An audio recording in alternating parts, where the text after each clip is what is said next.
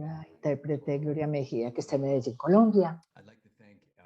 Quiero agradecerle a todos por acompañarnos hoy.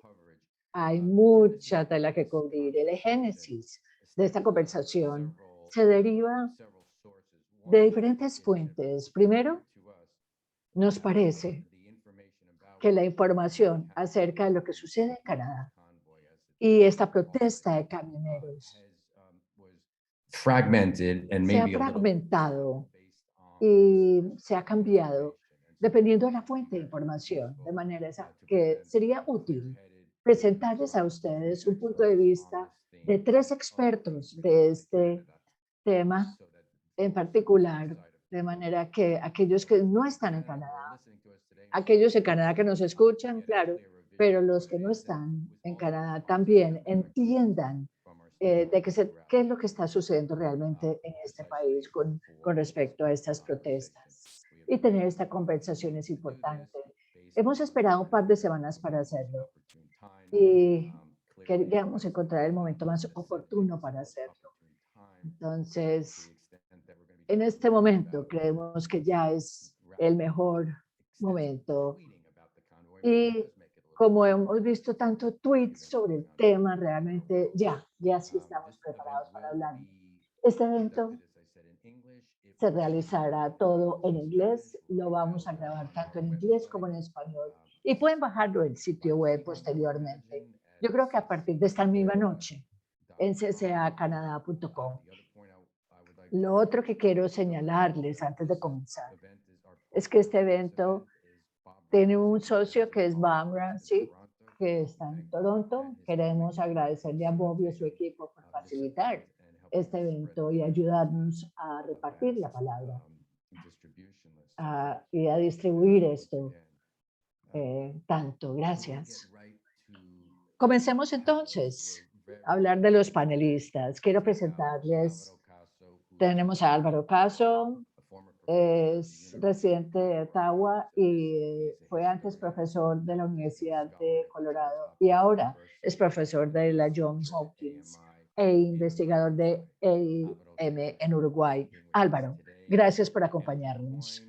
Andrew Coyne también está en Toronto, columnista de The Globe and Mail, uno de los grandes columnistas de Canadá.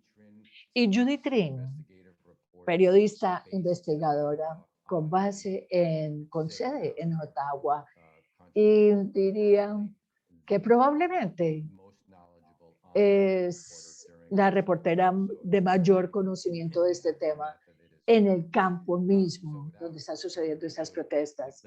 Entonces, comencemos. Otro mensaje.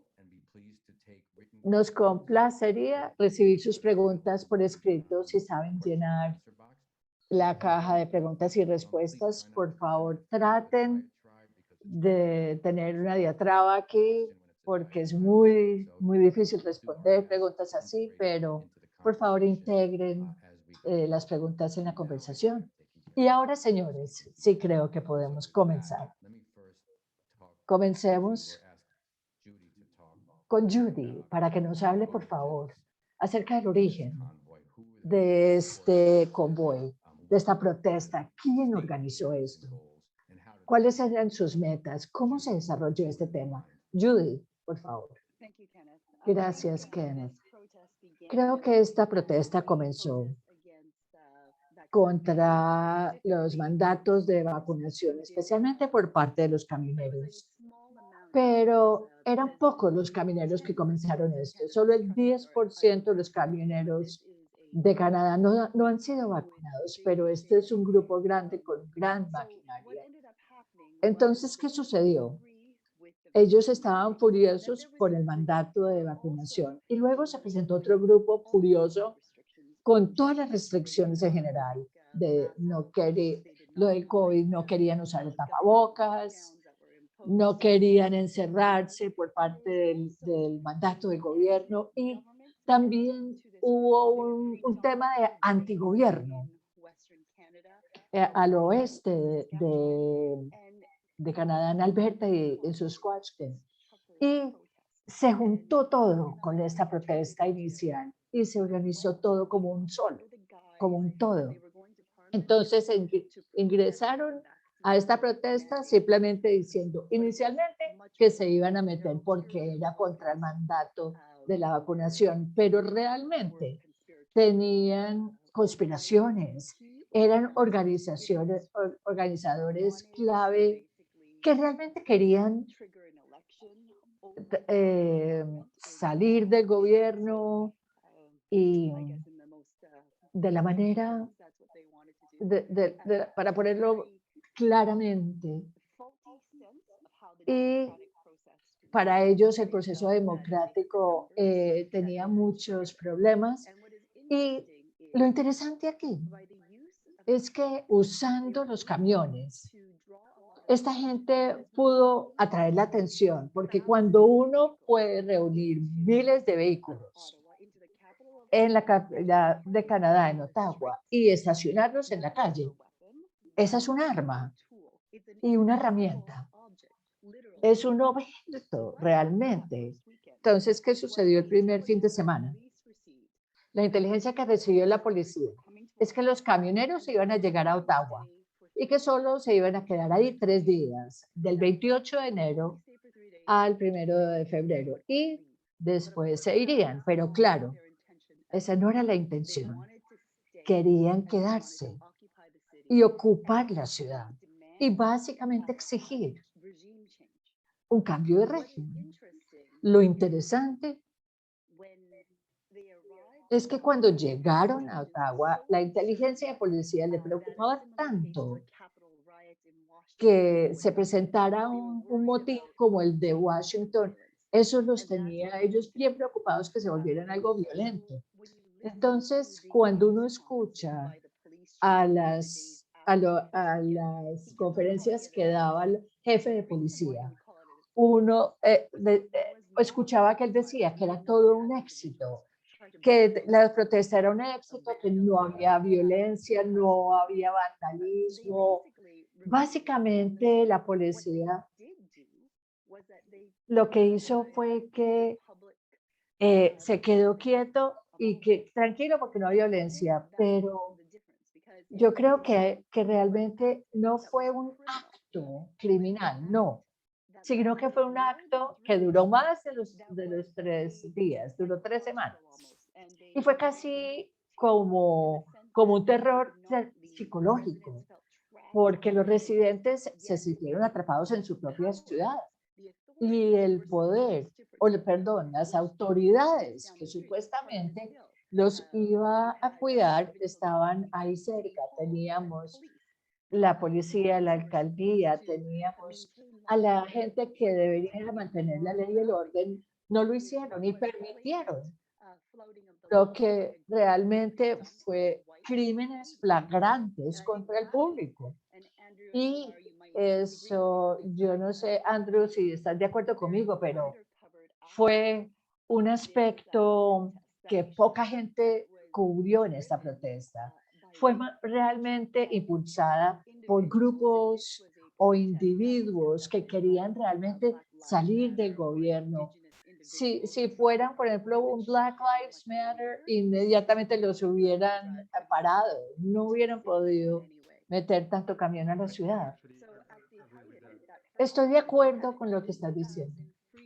Entonces, el primer fin de semana teníamos 8,000 camioneros que hacían la protesta. Luego pasamos a 15,000, pero eran solo curiosos realmente. Pero el número oficial es que 8,000 camioneros protestaron en la ciudad junto con miles de los grandes camiones y vehículos de la ciudad. Gracias, Judy. Sé que Álvaro habló, pero Andrew, Judy, qué buena forma de presentar este problema. Quiero decirles en este momento de cómo, el concepto de cómo se manejó esta protesta. Sabemos bien que hay videos disponibles de los protestadores principales en diatramas realmente, antis xenofobias, contra asiáticos. Entonces, en el corazón de la organización misma había una base de estos grupos xenofóbicos contra asiáticos, etcétera.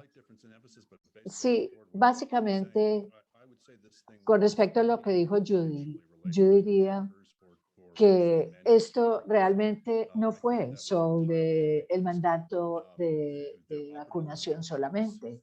Estamos hablando de camiones, ¿sí? La gente que organizó esto, y como mencionaste, algunos son de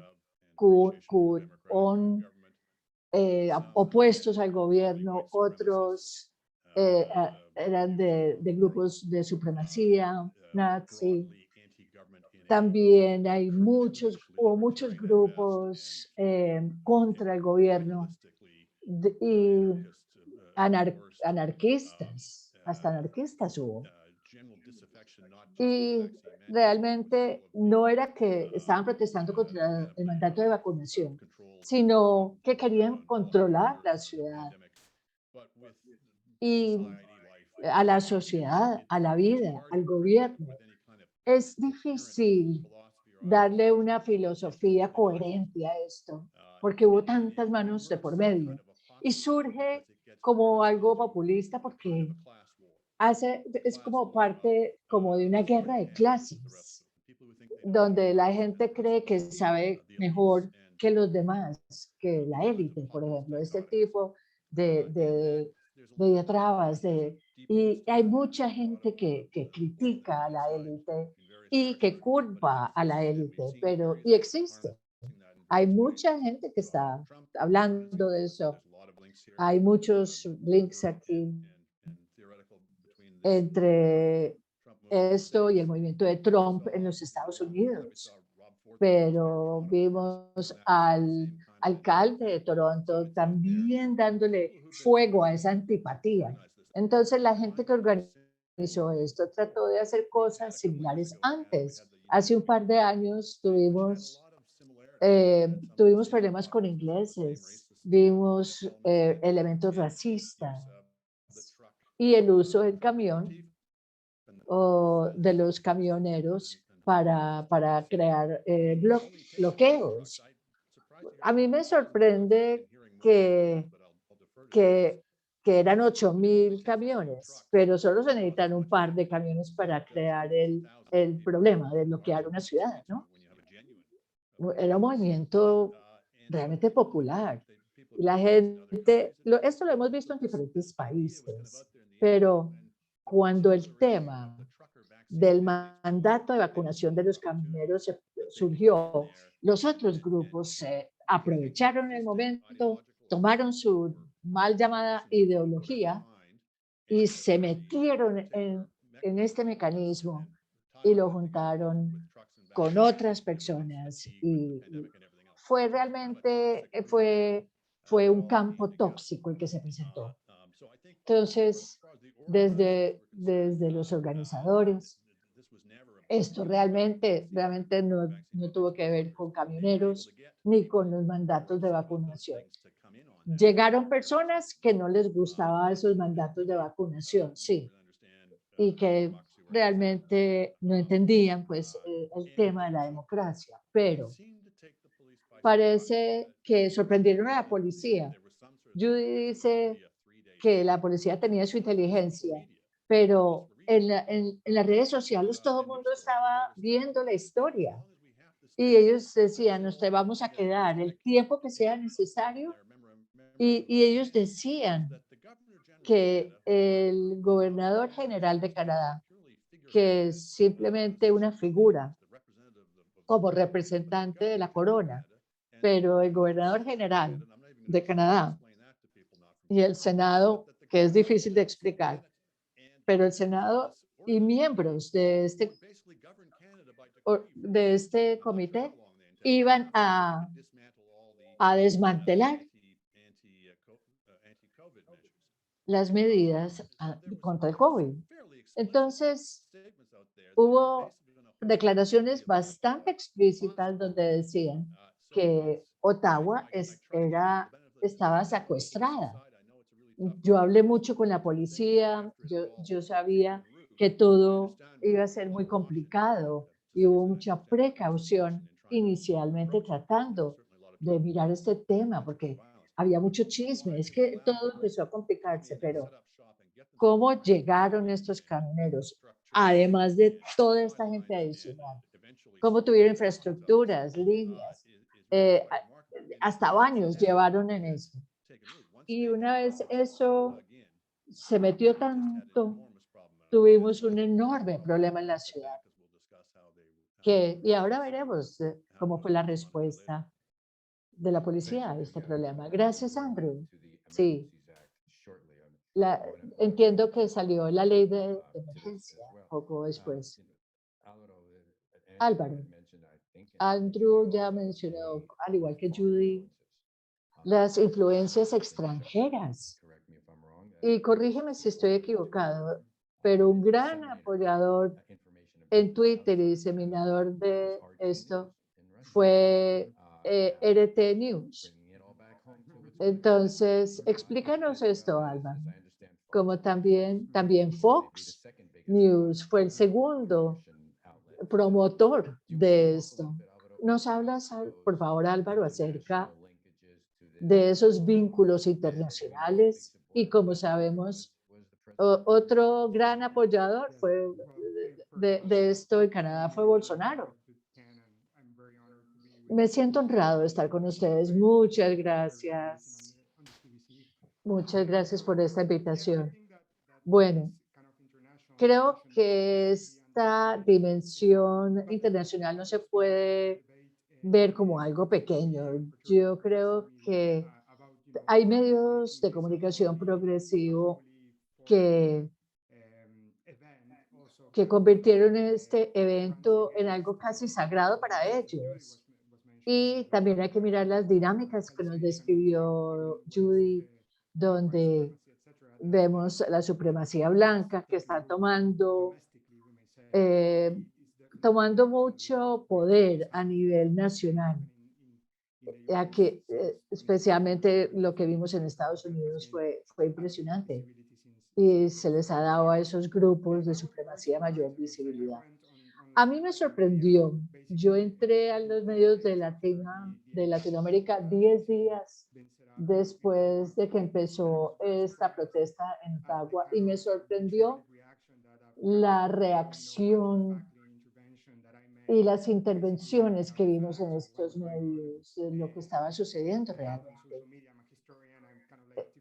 Yo soy poco bueno para ver todo lo que es el tema en, en, en diferentes medios y me sorprendió ver muchos comentarios en español de latinoamericanos que están en Canadá y también de Latinoamérica que apoyaban este convoy, replicando las mismas declaraciones del autoritarismo, del COVID, que querían creado como un estado policial con el mandato de la vacunación o el pasaporte del COVID o llámalo como quieras, como tratando de replicar esto y a la vez como dijo Andrew, unos puntos de vista autoritarios que se están creciendo tanto en Brasil o Argentina, en Chile, en su última elección, como presentando elecciones en Latinoamérica como un gran concurso en búsqueda de la libertad y los demás. Y me pareció interesante cómo este movimiento que se presentaba a miles de kilómetros en un país conocido por, por su cohesión social como es Canadá, estaba viviendo un momento tan difícil de personas que, que realmente no tienen por qué vivir algo así. Es algo tan diferente a lo que se ve en Latinoamérica o, por ejemplo, con Bolsonaro en Brasil. y Trump en su momento en Estados Unidos. Y de nuevo con lo que dijo Andrew, haciéndole un análisis político a esto, muchos de los comentarios que recibí como académico, me decían, usted hace parte de esa ala izquierda, que es lo que usted nos quiere decir qué hacer. Entonces, en español, el término que se está utilizando tanto con el wow se ha convertido en un tema grande y no hay una traducción para eso. Es como lo que sucede en Quebec con la controversia entre el Premier y Gabriel Nadeau con el woke. Entonces, uno habla del anti-woke.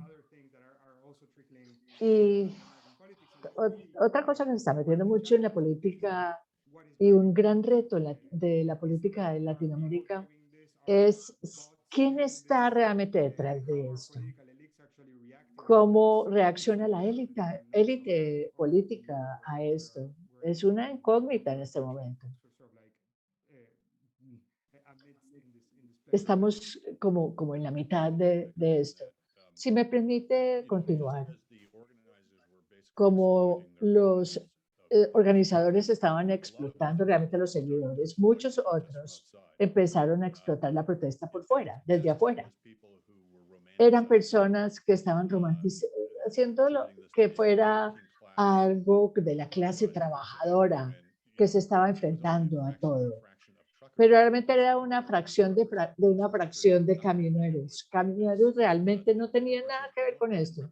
Ellos no representaban a la clase trabajadora, ni a la gente de Canadá. Entonces, la gente le estaba dando una mayor importancia a esto de lo que era. A veces se ha dicho, cuando uno carece de conocimiento, la gente oportunista se mete en los temas y empiezan a crear motivos e ideologías a lo que sucede conforme a sus intereses. Entonces, si uno está en contra de una política del gobierno, entonces se mete en esto y se adhiere a esto. Es como una manipulación cínica realmente. Hay un movimiento de derecha, no de la derecha extrema, mejor. Hay una versión donde dice que los conservadores quieren ganarse los votos de la clase trabajadora y está bien. Y ven la oportunidad donde la izquierda se vuelve más obsesiva con temas de la clase trabajadora, entonces ahora siendo anti-woke, trata de meterse en eso. Y eso está bien, esa es la democracia. Pero uno trata de ver que la gente empezó a jugar eso con esta protesta en particular. Y realmente entonces ya dejó de ser contra el mandato de vacunas y ya era contra la clase trabajadora. Y mucha gente en los medios de comunicación y la política se metieron con este juego y se convirtió casi en un vehículo para diferentes eh, cosas que no te gustaran. Si no te gustaba Justin Trudeau, te metías en esto. Pero en el proceso se dejaron de ver cosas muy malucas que sucedieron. La gente debe entender.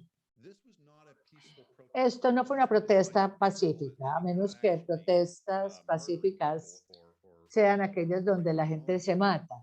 No, pero sí hay cientos de historias de personas de Ottawa que se sintieron intimidadas, asaltadas, amenazadas, más allá del dolor de las bocinas permanentes que sonaban.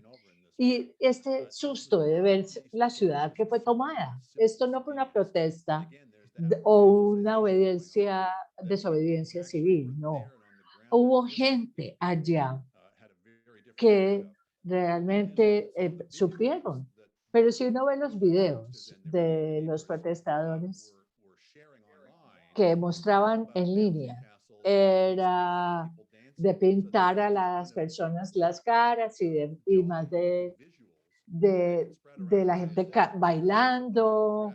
Entonces la gente dice, no, aquí no hay una amenaza, estamos pasándola bien aquí, aquí no hay nada malo, pero no, no fue así, la gente se sintió aterrorizada. Entonces, si uno no conoce o no presta atención a esto, que sucede mucho en la democracia, la gente deja de tomar, de mirar los detalles, puede tener una impresión muy diferente a lo que realmente sucede. Qué buen punto, Andrew, y creo que es algo que los medios de comunicación, en mi opinión, pudieron haber manejado mejor desde el principio. Pudimos haber mostrado esos aspectos oscuros detrás de estos organizadores y no lo hicimos sino en la segunda semana. En la segunda semana fue que empezamos a hablar del antisemitismo y todas las actividades racistas que los organizadores tenían. Eso pudo haber salido desde el principio. Y creo que los medios de comunicación pudieron haber tratado eso mejor. En cambio, lo que sucedió es que los que dijeron desde el principio, no, esto es solo contra el mandato de vacunación, estas personas que posiblemente estaban ahí metidos, pudieron haberlo pensado dos veces. Saber que hay elementos oscuros, que hay organizadores con otros motivos realmente. Pudimos haber hablado con la población y cuando, cuando estuve en el campo de grandes suministros, donde básicamente tenían camiones dando combustible y comida y distribuyéndoselo a la gente en vehículos más pequeños y de otros prestadores. Lo que yo vi ahí en ese campo era muchas personas locales, residentes locales, que ofrecían acceso a sus casas para que se pudieran bañar, que les donaba comida, vi personas o estudiantes que llegaban, que estaban vacunados, pero que estaban bravos porque estaban vacunados y que se sentían que les violaron sus derechos por tenerse que haber vacunado. Entonces existe este elemento de ciudadanos que querían apoyarlo, pero que si eran conscientes o no, lo podemos debatir, ¿no? Uno puede apoyar esta protesta sabiendo que hay xenofobia de por medio. Yo creo que es muy difícil separar estos temas. Y la gente creía que simplemente estaban apoyando un aspecto de todo. Y lo otro que fue peor, hubo esta permisividad. Mostraban a la gente bañándose, mostraban todo esto, pero algo que no mostramos eran los símbolos nazis que pegaron en la bandera canadiense, ni las estrellas amarillas que los antiseméticos estaban usando. Entonces, debimos haber mostrado este aspecto ya en la segunda semana. El primer fin de semana era solo los camiones, pero ya habían símbolos de odio en la segunda semana. Hubo una mujer que tenía la bandera, un hombre en un caballo vestido de vaquero con una bandera de Trump de 2022. Realmente en este caso fue, fue que nos faltó mostrar en los medios de comunicación todos los puntos de vista. Y tienes razón, Andrew, no fue una protesta pacífica. Y cuando yo escribí mi artículo sobre la influencia militar y policial, algo en lo que pensaba es que cómo fueron tan buenos donde empezaron a romper un poco las leyes. Es decir, o estaban bajando un poquito su poder. No estaban haciendo nada violento en la protesta, sí.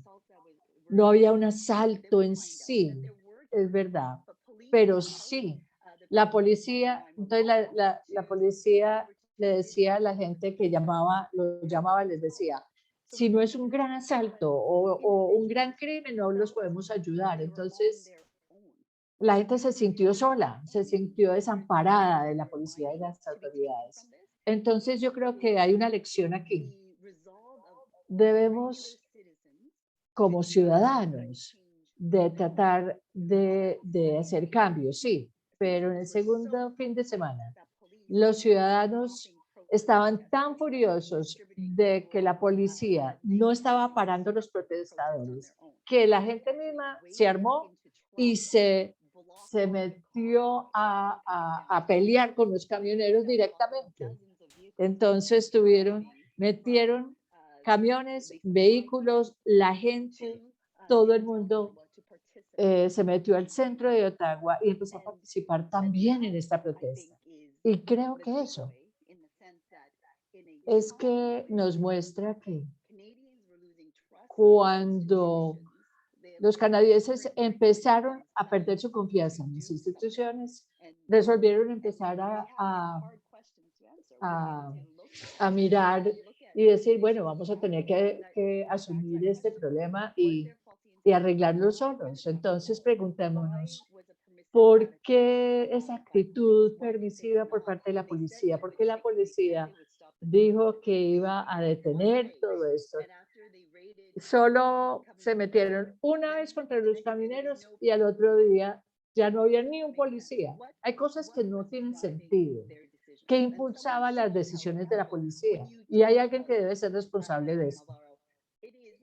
Álvaro, Andrew, son temas sistémicos los que vimos aquí, pero a la vez son personas, individuos que deben de ser responsabilizados de esto. Hay dos que es el primer director negro de la policía y la primera mujer de la junta directiva de la policía.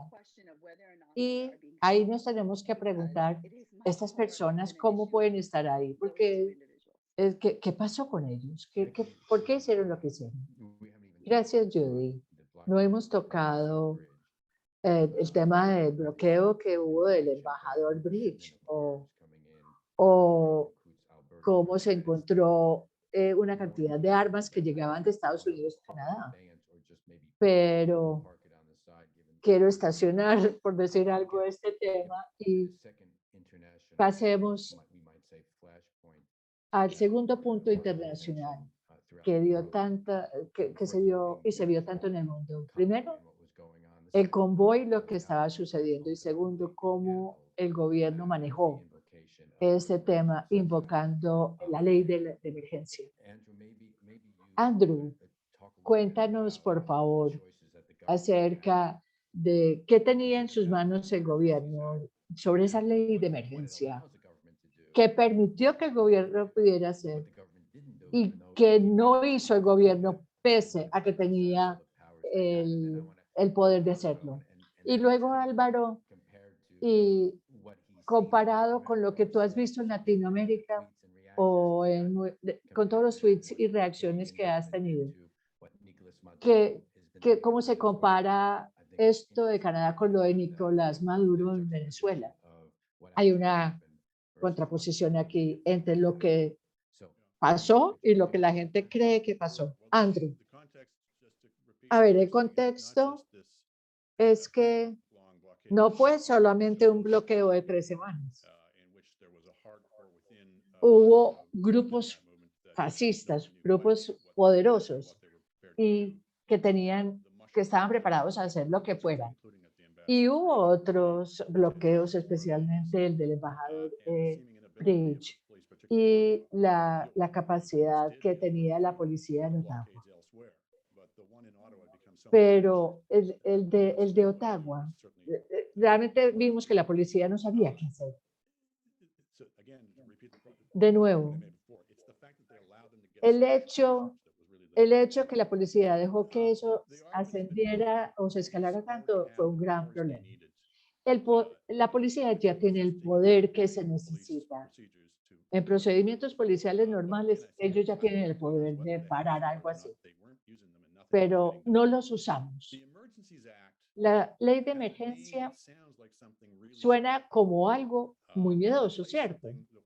Reemplazó algo que se llama la ley de medidas de guerra. Y es como un instrumento que acaba con las libertades civiles. Entonces, la idea era tener una ley que fuera, no era una ley parcial, no era la suspensión de libertades civiles, no era un estado de emergencia, como lo llaman en otros países. Le dio a la policía unos poderes modestos. Son cosas que la policía pues, puede hacer, por ejemplo, designar una cierta área como área protegida o poder comandar a todos a las entidades financieras para que le ayudaran a la policía en este estado de emergencia. Fueron poderes modestos, sí, sujetos a la Constitución, que es, lo que tenemos en Canadá. La emergencia tiene que ser aprobada por Parlamento.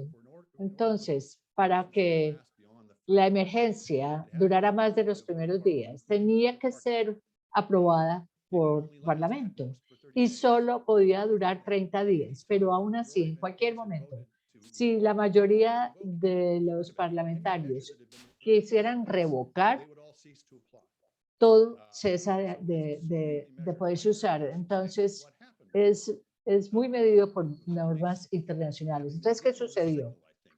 Dándole la señal a la policía que de que la gente estaba cansada. Algo que sí permitió era reunir a toda la policía del país, que siempre habían trabajado como en silos, bajo la misma ley de emergencia, bajo un mismo comando. Llegaron y quitaron el convoy en Ottawa, mostrando mucha restricción.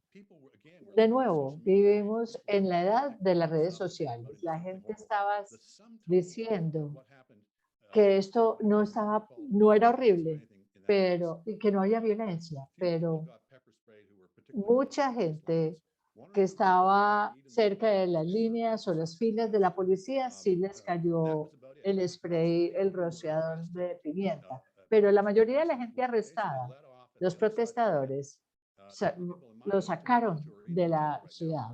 La mayoría que están en la cárcel son solo, realmente sobresalen 3 de los líderes de las protestas y congelar los activos y las cuentas bancarias de personas involucradas directamente en la protesta.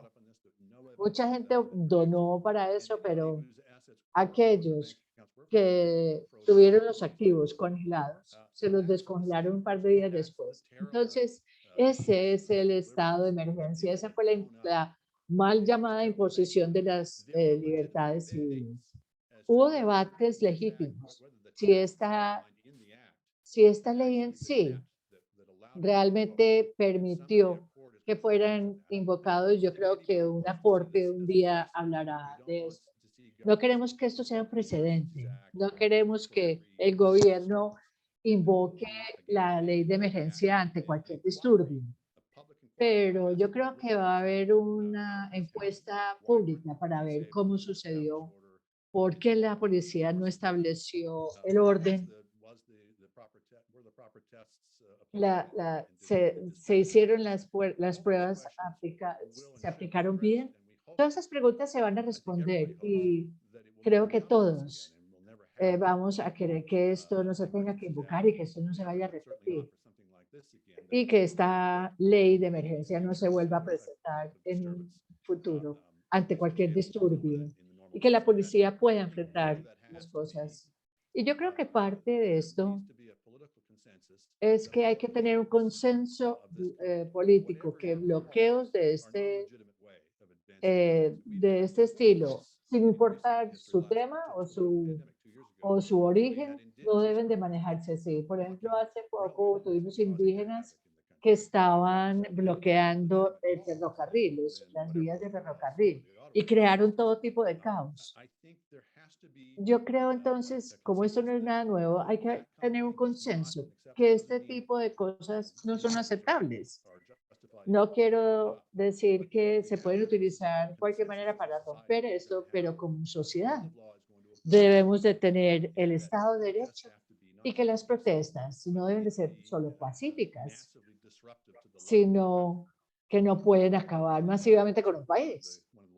Entonces, esta es una de las grandes lecciones que debemos de tener. Gracias, Andrew. Álvaro, has esperado pacientemente. Gracias. Ahora nos comentaste que tú recibiste tweets y comentarios sobre tus pronunciamientos.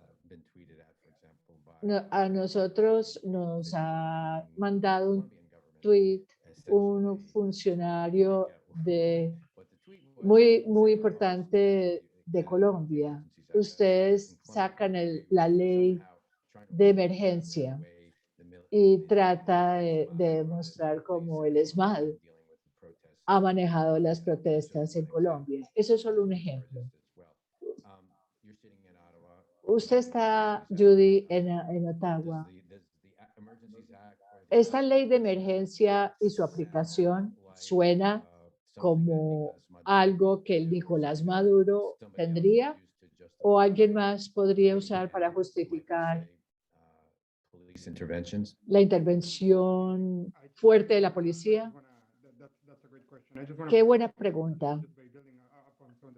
Quiero hablar un poco más de lo que ya mencionaron Judy y Andrew.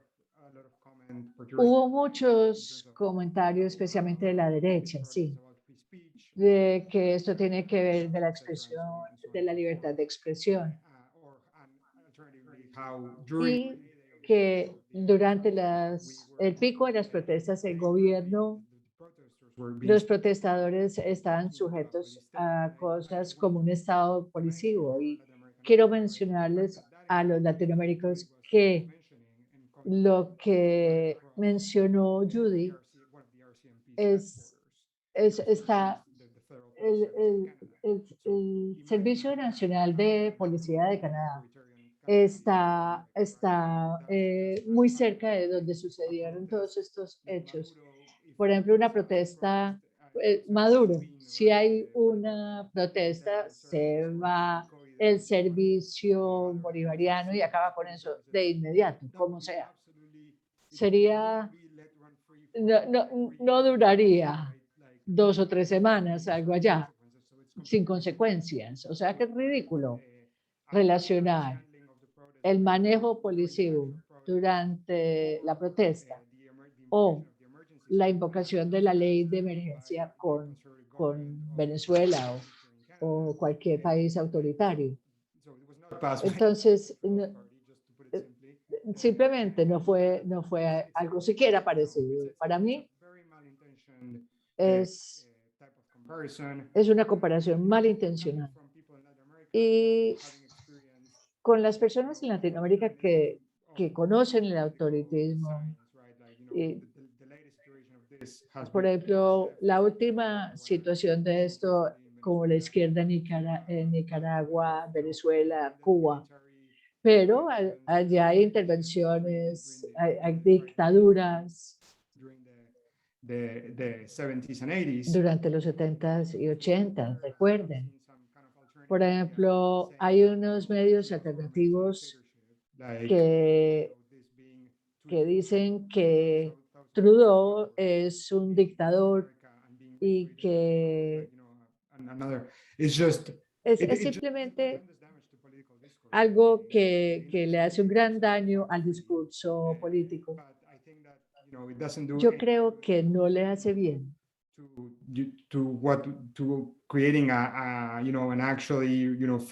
para crear una conversación política de temas tan importantes.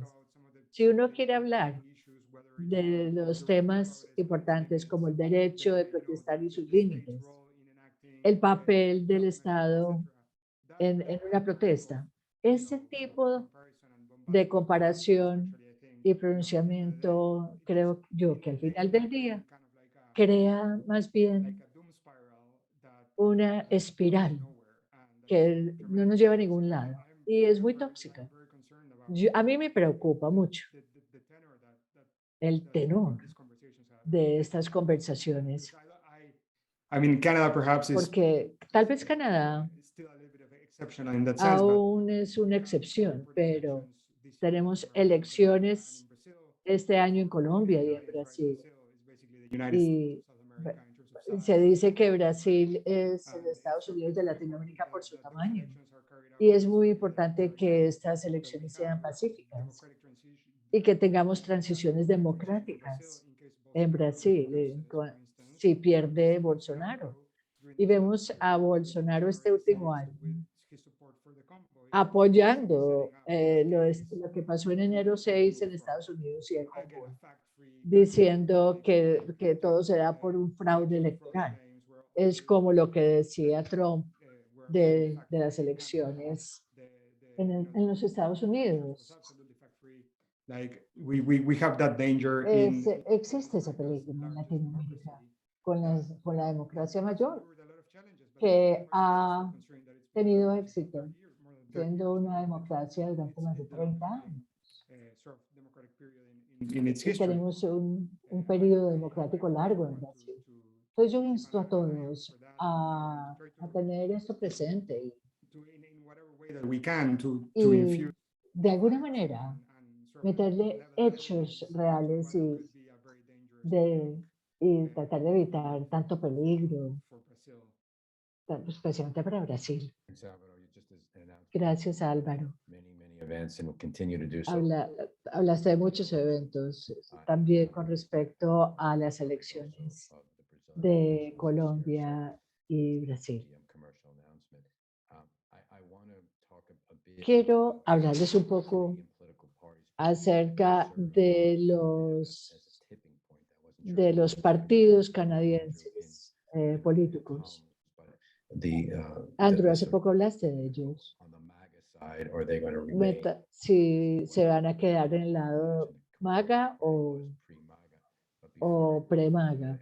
Pero antes de eso, Andrew, Judy, ¿has escuchado lo que se ha dicho? ¿Tienes algún comentario de lo que has escuchado? ¿Y cuál es el estado del convoy hoy? ¿Hay alguien ahí o se va a reactivar pronto? ¿Cómo está hoy? Con respecto a nuestro público de Latinoamérica, una cosa que quiero subrayar es que el derecho constitucional de protestar fue respetado aquí por más de 3 semanas. Técnicamente fue una protesta legal. Comenzando, no se sacaron permisos, casi siempre uno solicita un permiso y luego sale a protestar. Esta fue una protesta en la que miles de individuos se tomaron el espacio público, empezaron a dañar terrenos públicos, las personas empezaron a hacer fogatas y a tocar las bocinas de los carros y camiones. Y también estaban molestando a los residentes en sus casas. Entonces, el derecho de los protestadores sí fue respetado, pero lo que no fue respetado fueron las preocupaciones de los residentes por su seguridad. Y lo que la policía no hizo fue proteger la seguridad de los residentes de Ottawa. Lo que sí hizo fue acabar con los derechos de los protestadores. Yo diría en este momento que los mayores organizadores han sido metidos a la cárcel, ya han salido de la cárcel o están esperando que los metan a la cárcel. Para mí el movimiento, hay 3 grupos que están como a 3 horas de Ottawa en este momento, en carro. Pero ¿cuál es su plan? ¿Qué van a hacer? Las restricciones ya se están quitando. Y esa siempre fue la intención.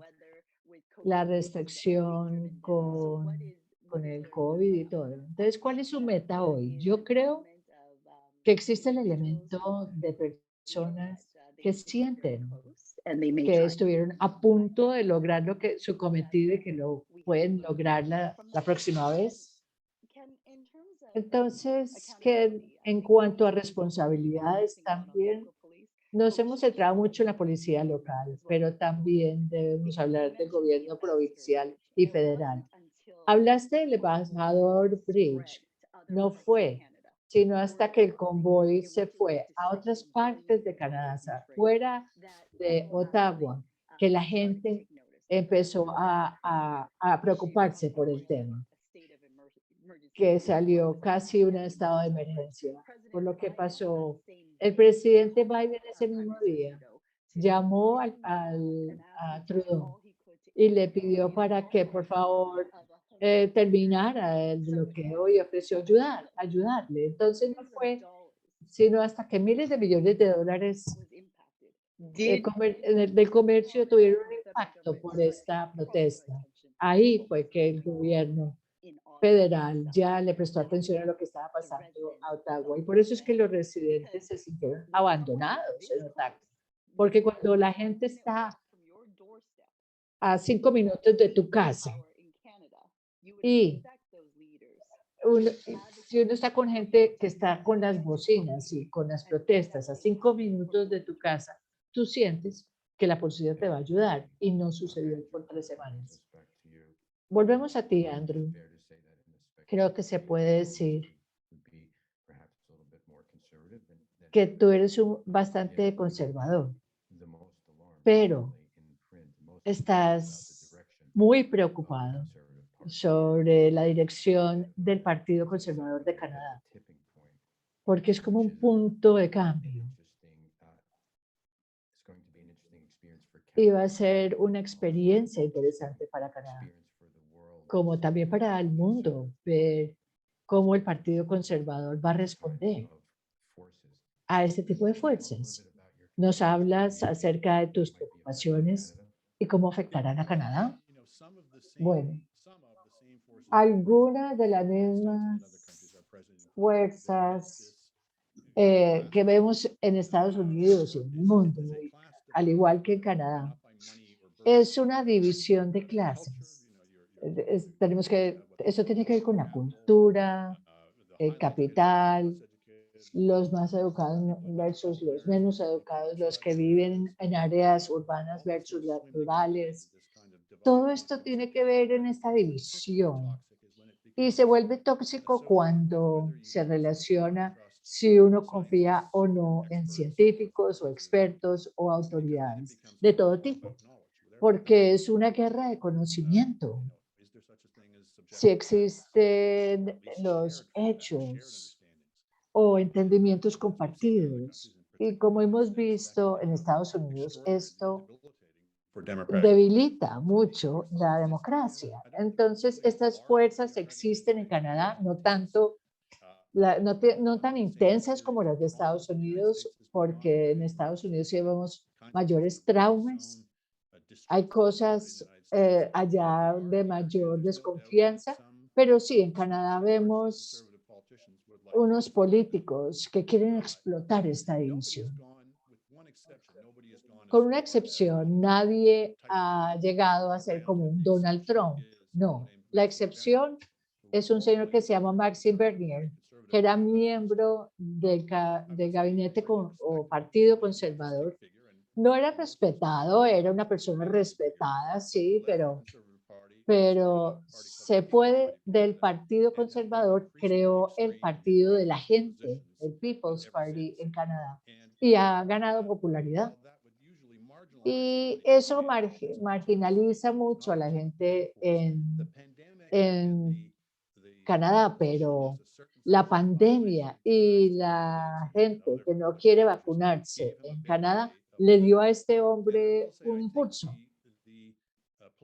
Y también creo que la politización de este tema por parte del primer ministro, haciendo que los mandatos para vacunarse sean tan importantes para poder tener divisiones con la derecha es importante. Cuando uno habla con gente que ya está paranoica, no lo debe sorprender tener este tipo de explosiones o reacciones. Claro, en este momento hay un partido, en el Partido Conservador hay una gran división. Un hombre que se llama Pierre Bollier, que anunció su candidatura, y otro que quiere seguir con la tradición, la democracia y todo lo que ha tenido Canadá. Entonces, para mí, esto va más allá de la ideología. Yo creo que tiene que ver con el carácter y el juicio. Y si uno quiere participar en una democracia saludable o no. La gente tiene visiones robustas y en cuanto a la democracia, pero lo de Ottawa las tiene bien triste, bien aterrada. Y muchas veces yo creo que se puede aplicar. Creo que Joshua, que era un premier de Quebec antes, probablemente va a entrar a esta carrera y para mí es el mejor candidato contra Perrier, pero va a ser vamos a ver una gran lucha aquí. Y creo que algunos de estos temas nos van a demostrar qué tipo de democracia vamos a tener, qué tipo de mensajes vamos a sacar, hasta dónde vamos a dar noticias realmente reales. Si eso no va a ser algo importante para la gente, y no sé si el partido conservador va a ser tipo Trump o va a ser pequeño con la marca conservadora canadiense de siempre. Ahora dentro del mismo partido vamos a ver una gran pelea. Sí, entonces, Poirier, que apoyó tanto este convoy, y si él fuera a ganar, porque el voto está cercano, ¿qué debe entender el mundo sobre el estado de la política canadiense? Yo no llegaría a una conclusión ya, porque no creo que tenga una buena estrategia, no creo que tenga un público que lo siga tan grande en Canadá, pero los conservadores han estado manejando el populismo por un par de décadas ya, pero no les ha servido tanto. La configuración de la política canadiense, probablemente por las divisiones regionales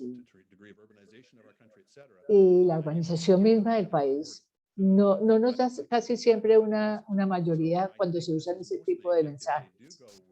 Entonces, si tenemos a Poirier, va a alejarlos más de ganar. La gente a veces en Canadá es complaciente y dice, aquí no sucede lo que sucede en el resto del mundo, pero yo no creo que esto va a definir a Canadá y tenemos evidencia para eso. Gracias. Álvaro, te doy el honor de la última palabra. Qué pena que nos estemos excediendo en tiempo, pero quiero tu opinión, Álvaro. ¿Qué debe ser la lección que debe tomar Latinoamérica y el resto del mundo de lo que pasó en Canadá? ¿Qué tipo de alarmas podríamos tener con respecto a lo que sucedió en Canadá? Yo, primero que todo, creo to kind of clarify que yo creo que es importante aclarar Andrew was saying, con base en lo que dijo Judy y Andrew, ¿qué es lo que está pasando en Canadá realmente? ¿Qué fue lo que pasó? La idea es aclarar lo que Andrew y Jude, el grado de respeto de la libertad de expresión, que el estado de policía no se dio, que la ley de emergencia fue una medida del Parlamento. Yo creo que ese mensaje se debe hacer claro. Esto tiene menos atractivo que el hashtag de Free the Convoy, pero para mí, yo creo que si estas son las conversaciones que vamos a tener, debemos de hacer un esfuerzo, porque tenemos que tener una democracia, sí, pero hay que defenderla a capa y espada. De otro lado, creo que los convoys tuvieron una gran energía. En la primera semana yo estaba en Ottawa y hubo mucha energía, como decía Trudy y Andrew, para lo que tiene que ver con el Partido Conservador. Entonces, eso es una señal de que muchos países del mundo están atravesando están atravesando grandes coaliciones políticas. Y la gente que antes era de la izquierda, con la antiglobalización, contra las farmacéuticas, ahora ya quieren ser parte del partido de la gente. U otros movimientos políticos de la derecha. Entonces, las constituciones tienen un gran papel que jugar porque deben de manejar las dinámicas políticas. Existe un grado de vinculación contra movimientos, pero hemos visto en otros sistemas, por ejemplo en España y en otros países de Latinoamérica, que, que otros tipos, donde hay partidos relativamente pequeños que, que pueden aumentar su popularidad y su importancia. Eso me preocupa. Yo insto a los líderes de Canadá y Latinoamérica a comenzar a pensar en innovaciones institucionales. Esto, por ejemplo, David Ransom ha dicho muchas veces que las democracias están contra la pared en cuanto al tema, o se está acabando la innovación. Entonces, hay que mirar cómo trabajan los sistemas, cómo procesarlos mejor y evitar tanta insatisfacción, que es un gran peligro para los sistemas mismos.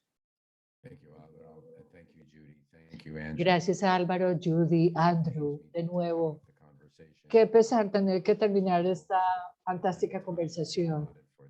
Quiero darle las gracias por su tiempo, pero debemos terminar. Bob Ramsey, de Ramsey Talk, gracias por ser un gran socio de este evento.